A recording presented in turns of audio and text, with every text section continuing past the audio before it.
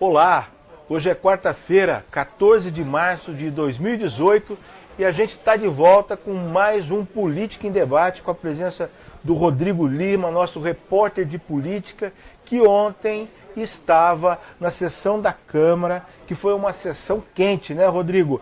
Houve aí a aprovação de um pedido, houve a aprovação de uma abertura de um processo que pode até cassar o mandato do vereador Renato Pupo. Por quê, Rodrigo? Antes de mais nada, boa tarde a você, Rogério, e boa tarde ao amigo internauta que acompanha o Facebook do Diário. Rogério, a Câmara aí, ela caminha a passos largos, digamos assim, para propor a cassação do vereador Renato Pupo. Por quê? Lembra daquela história do vereador Anderson Branco, que fez uma gravação de um telefonema do Pupo, indicando que, olha, o Pupo ligou para ele para fazer um alerta sobre uma antiga ocorrência policial em que o Anderson Branco teria se desentendido com a ex-mulher dele. Inclusive o Pupo citou o nome da mulher para o Anderson Branco. O Anderson Branco tomou aquilo como uma ameaça, porque os dois na Câmara de Rio Preto, eles não são amigos. Muito longe disso, eles são adversários políticos ferrenhos. Então o que acontece? Um cabo eleitoral do próprio Anderson Branco, que inclusive aparece ao lado do vereador, em várias fotos do Facebook, fazendo campanha, almoçando junto, com a família, mostrando muita proximidade, protocolou uma representação no Legislativo. E essa representação acabou indo para o plenário e por 10 votos a 3, na sessão de ontem, os vereadores aprovaram a abertura de uma comissão processante contra o Pupo. Só que, apesar do resultado dessa comissão ser votado no plenário, a composição dessa comissão processante ainda ficou boa para o Pupo. Porque como presidente foi sorteado o Pedro Roberto, o relator ficou José Carlos Marinho, que é adversário, que é desafeto do Pupo, e como membro Marco Rilo, que também é um outro aliado do Pupo. Aliás, esses dois, o Pedro e o Rilo, votaram contra a criação dessa comissão. Eles estão entre os três. Agora, o Jorge Menezes foi o terceiro voto contra a abertura da comissão processante. O presidente não votou, o Jean Charles não votou. Os dois envolvidos também não votaram, o próprio Renato Pupo e o Anderson Branco também não votaram, e a Márcia Caldas não compareceu na sessão. O restante, todos os outros vereadores, Paulo Paulera, Fábio Marcondes, Gerson Furquim, o próprio Marinho, o Celso Peixão, o Zé da Academia, o Jean Dornelas, a Cláudia de Júli, todos esses e a Karina Carolina votaram a favor da abertura da comissão processante. Ou seja, essa votação revela que o Pupo aí é amplamente impopular na Câmara, né? Não é de hoje que o Pupo, a gente até fez comentários passados, e não é que a gente profetiza, né, Rogério? A gente faz uma leitura do cenário político local, e essa análise leva ao quê? O Pupo está ganhando espaço e pode lançar sua pré-candidatura a deputado estadual. E, inclusive, você trouxe na coluna hoje uma informação que ele ontem almoçou com o pré-candidato a deputado federal, Eleusis Paiva, e os dois selaram ainda mais aquela dobradinha para a eleição deste ano. Eleusis, deputado federal, e ele é estadual. E ele é estadual. O Pupo, aliás, ele já anunciou, ele é pré-candidato, ele não... Né, tem político que gosta de fazer aquele jogo, não sei e tal. Ele, numa conversa que teve comigo por telefone, disse que conversou com a família e que está decidido. A não ser que ele sofra algum revés, né, partidário, que isso pode acontecer. Parece que não vai acontecer. Se realmente o Eleusis mantiver a palavra, ele vai ser candidato. E ele é sim pré-candidato a deputado federal. Agora, você acha que ele tem razão quando ele diz, como ele disse na sessão de ontem, e que está hoje na nossa coluna, no Diário, que é perseguição política, porque desde que ele disse que vai ser candidato a deputado estadual, começou essa investida contra ele, né? Esse bombardeio contra ele? Então, Rogério, a Câmara é onde se faz política, né? os vereadores encontraram uma brecha. O fato do Anderson Branco, porque a acusação é que o Renato Pulpo, teria quebrado o decoro parlamentar. Comprovado isso é grave, né? Se comprovado que o Pulpo também usou o cargo dele como delegado de polícia para fuçar na vida particular passada do Anderson Branco, também é uma situação séria.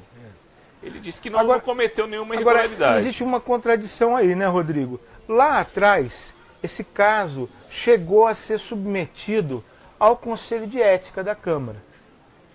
Esse mesmo caso que agora se transformou numa comissão processante. Que é pior ainda, né? Que é pior ainda. Que pode levar a cassação. Mas lá atrás, alguns vereadores que votaram agora a favor da abertura da comissão processante, como o Paulera, disseram que aquilo não era um caso para ser resolvido na Câmara. Você lembra disso? Sim, mas o que acontece?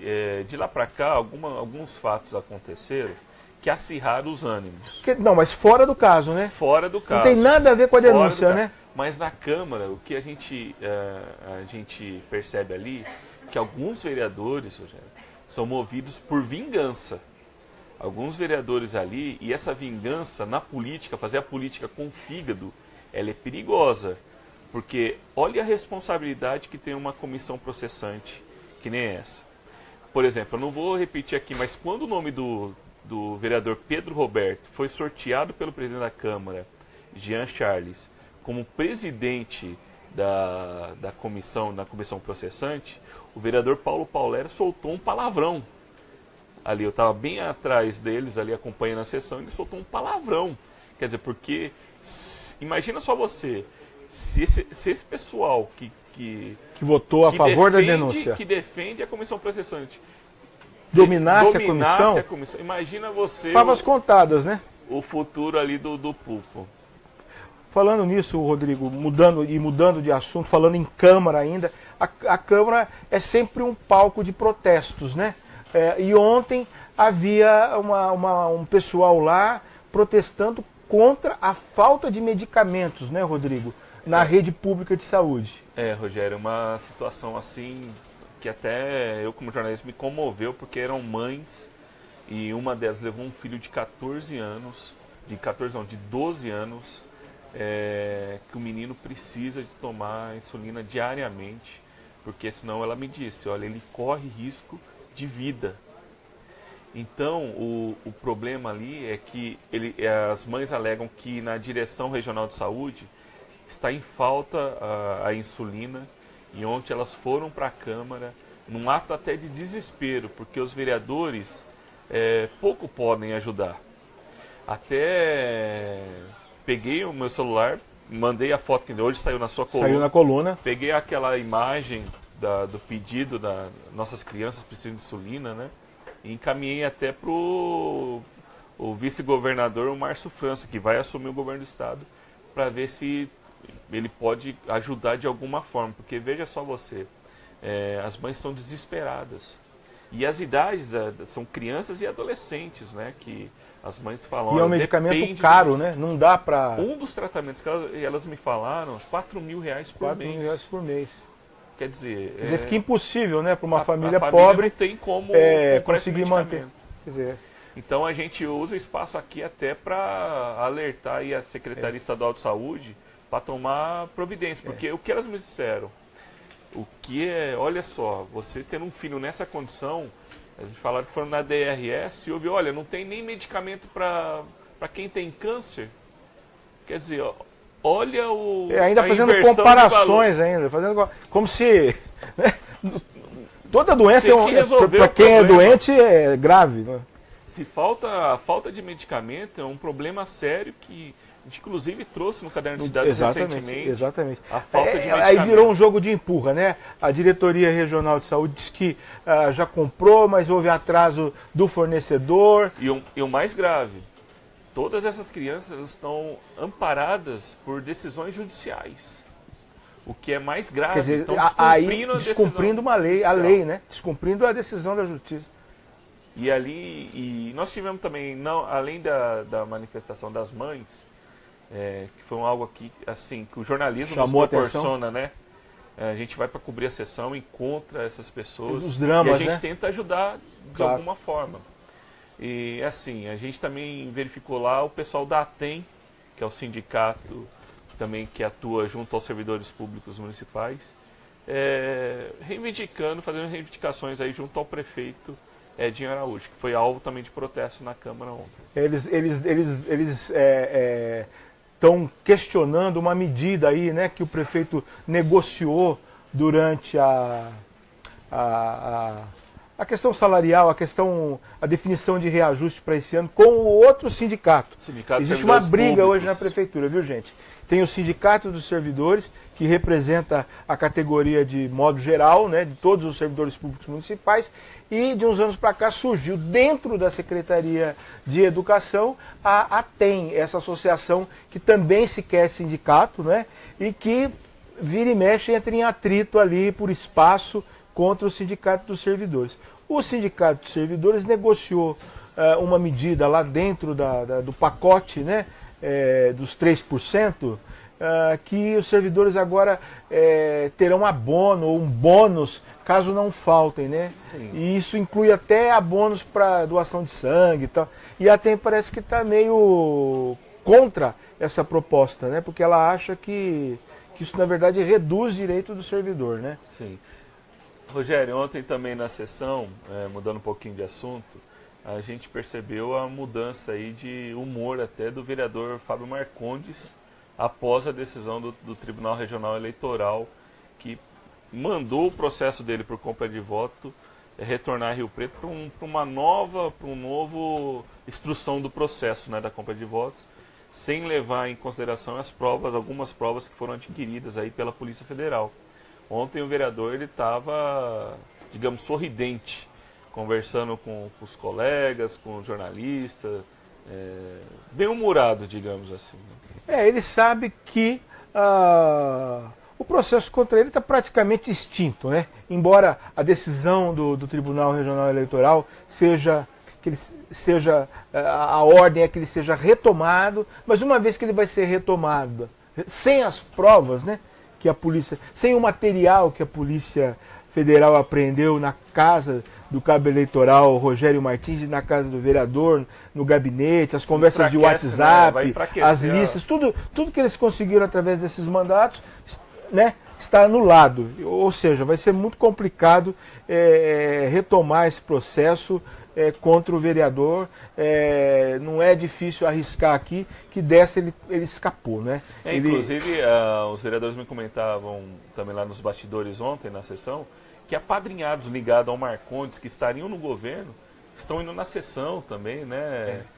Um vereador... Falando nas redes sociais desses apadrinhados de agora abre-se o espaço, as portas para o mimimi. Quer dizer, o pessoal... É um vereador extremamente articulado, que já teve muito poder na gestão anterior, foi presidente da Câmara, controlava as secretarias, não é? E que ficou meio aí no ostracismo desde que veio à tona esse processo de compra de votos. Isso daí ele tinha uma pretensão de ser candidato a prefeito, né? Agora Exatamente. Eu não sei se em que pé está de deputado também, né? Falava-se da possibilidade. Com certeza a carreira política do Fábio é uma até o episódio da compra de votos, das denúncias de compra de votos, e agora a partir daqui, né? O fato, Rodrigo, é que ele está se rearticulando e com rapidez. Nessa semana ele já esteve com o prefeito Edinho Araújo, ele negou, o vereador, mas tanto o secretário de saúde de governo, Jair Moretti, tanto o gabinete, me confirmaram que houve essa reunião, não é? Interlocutores do Fábio Marcondes disseram que ele já foi discutir, a repactuar a participação dele no governo, né? Falando aí até em secretarias, né? Hoje, o interesse do vereador é a Secretaria de Assistência Social, né? Ele já está voltando, fazendo um trabalho voltado para essa pasta. Inclusive ele foi um dos interlocutores daquele pessoal que prestou concurso na Secretaria de Assistência Social. O prefeito não queria chamar e aí houve uma participação dos vereadores, incluindo o Marcondes, e o prefeito acabou chamando. O Fábio Marcondes é muito ligado, e isso todo mundo sabe, ele não faz a menor questão de esconder, ao bispo de Rio Preto, Dom Tomé, e que, por sua vez, tem um amplo trabalho aí de serviço social em parceria com a prefeitura, ou seja... E a própria influência dele no plenário, entre os vereadores.